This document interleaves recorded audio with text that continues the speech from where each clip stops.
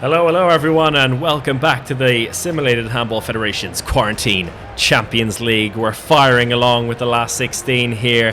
Chris O'Reilly joined by Alex Kulesh for today's game between CS Dinamo Bucaresti and Paris Saint-Germain Handball. Alex, welcome. What do you think is going to happen today? I think a lot of games like this have happened where we've underestimated the Group C and D. And Dinamo Bucaresti have done a really good job in the first couple of rounds of this competition. They've played the most games. They're rolling, but PSG are PSG. As we see the PSG team line out, what an absolutely star-studded squad. And an interesting decision with Mikkel Hansen at right back. What do you think about that, Chris? Well, we've seen it happen with the Danish national team a few times, particularly in the World Championship back in 2009. It worked out there where they had a full complement of right-handers. Interesting that he gets the nod instead of Nedim Remili, but it's happened a few times this season with Remili being injured, so I'm sure they'll be okay.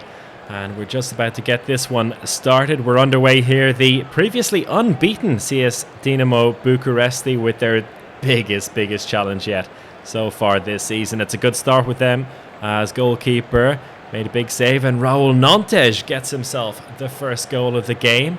Good start for the home side and very important for them. I think a key player for Bucaresti is going to be Amin Badnour. He was brought in as their key signing to take on this Champions League campaign, and I think if he gets firing, I think PSG might have a bit of trouble, but Sigurdsson is always there too when you need him, with the first goal of the game for PSG. Except he's gotten himself injured. As soon as you say that, gets himself the first goal of the game, and then he's been injured. Hopefully we'll see Valur Sigurdsson back in, but it's Dylan Nahi who's come in to replace him.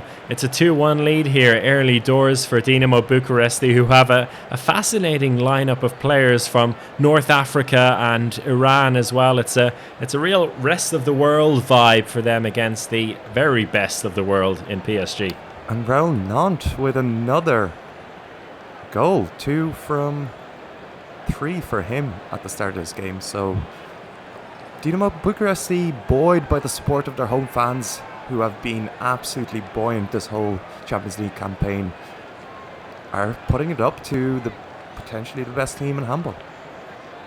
Absolutely, and Aluni getting himself another goal, so this backcourt really firing well. Amine Banor, who you mentioned, yet to really get involved, but his teammates in the backcourt doing a very decent job, and it's Bucharest leading 6-5 as Sander Sagerson finally gets himself on the scoreboard. It's been a while coming for this team, and maybe the risk of putting Mikkel Hansen wasn't working out, as Nedim Remili soon came in at right back. So the call you flagged there by Raul Gonzalez has been turned around, and Nedim Remili proving that he's not a man to be left on the bench as he finally gets PSG the lead, 7-6. And you can see the balance being restored to this PSG backline. It's really unleashing Sander Sagerson to take over, as he has for maybe the second half of the group stage campaign. He really took this team to another level, and he is the guy who's going to win it all for them. Yeah, it seems so. He's flying here early doors, as is Rodrigo Corrales, who's starting to really make an impact in goal for PSG. He's above 50% saving as this game is turning on its head. Dinamo Bucaresti, with their early 2-goal lead, is now turned into a 3-goal deficit. But another injury for a PSG winger as Luke Abelo is brought off momentarily. So a lot of rotation in the wings for PSG, but it doesn't seem to be bothering them too much, as Mikkel Hansen, who's come back in, has got himself another goal, making it 11-7 and forcing the first timeout for Konstantin Stefan and Dinamo Bucharest. Yeah, it's difficult to see what Dinamo Bucaresti came out very strong, but how are they going to bring this team together again? The defense is standing strong, but again, Amin Banor 0 from 4 in this first half. He was their guy, and he hasn't come out today.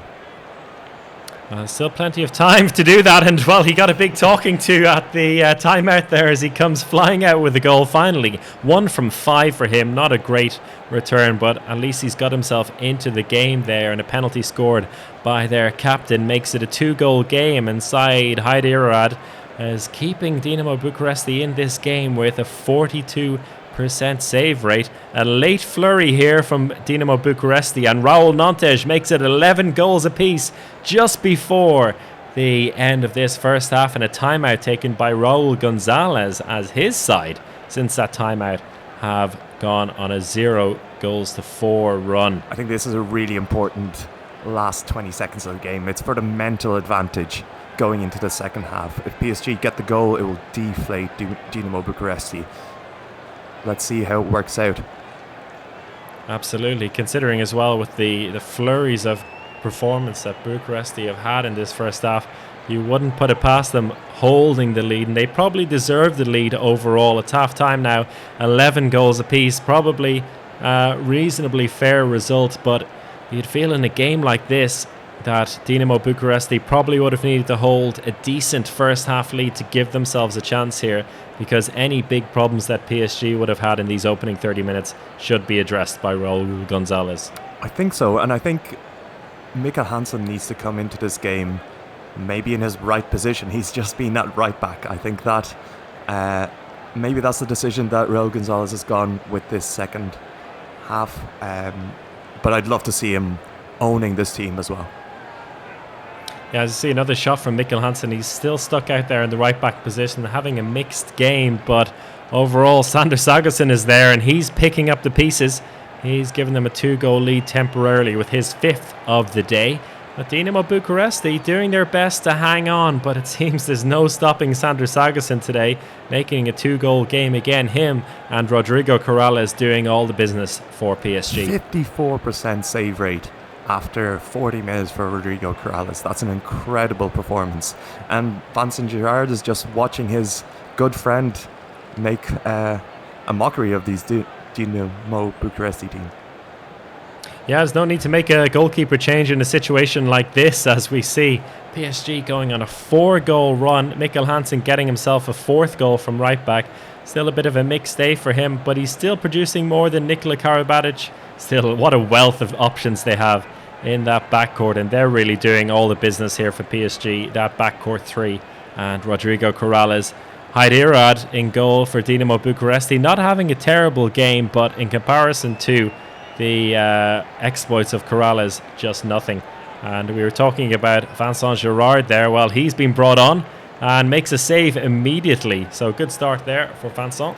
Sander Sagosen has this whole PSG team on his back. You can see that he's physically getting a little bit tired, but he's still banging it in with his 8th goal of the day.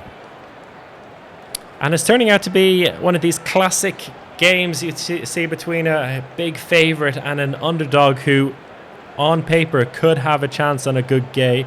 And, after about 40 minutes of play, it's all turned on its head. You know, Bucaresti were doing well to keep themselves in the game, but in the final 20 minutes it's just PSG taking another level altogether. Mikkel Hansen, he's been injured, but it seems to be not too bad. He's staying in the game, and it's now a 6-goal lead with Mikkel Hansen's 6th goal of the day. He's really turning it up. But I'd be worried if I was Raul Gonzalez with a couple of these injuries coming through. I think it might be time to rotate the squad a little bit. With the game seemingly won with just 9 minutes to go, 5 goals up. PSG cruising to a quarter-final spot. Yeah, Mohamed Mamdou finally getting himself a goal on the line there. The former Champions League winner with Montpellier. He's been quite quiet. Really, in terms of the backcourt, it's Alouni and Raul Nantes who've done all the damage for Bucharest. Real disappointing performance by Amine Banor, who you flagged at the beginning as a very important player in this game. A 4-goal deficit, keeping PSG to just 22 goals after 55 minutes is not a bad performance, but they just haven't been able to produce down the other end of the court.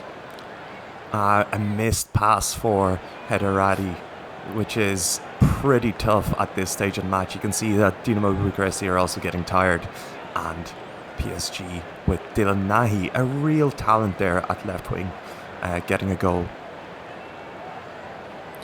And finally, Sander Sagosen misses a shot. He hasn't missed too many of them today. 9 goals for him in what has been a fantastic performance. We make that 10 with just over 2 minutes left to play. And it seems certain now that PSG will be going on to the quarterfinals to face Kielce for the third year in a row, I believe, which is really fascinating to see them come up against each other over and over again in this current format of the Champions League. Sander Sagerson getting himself with 2 goals right at the end, really the tale of the day. Him and Rodrigo Corrales and PSG win 25 goals to 19. Alex, what did you make of the game? I think Dinamo Bucaresti did come out strong, and they were very physical against this PSG team. I think potentially a bit too physical with those couple of injuries caused to, and maybe that disrupted them, but obviously the class of PSG is there to be seen. And Sander Sagerson, what a player. Perfect way to end it. Alex Kulesh, thank you very much, and thank you to everyone for watching, and we'll see you for the next matches of the Simulated Handball Federation's Quarantine Champions League.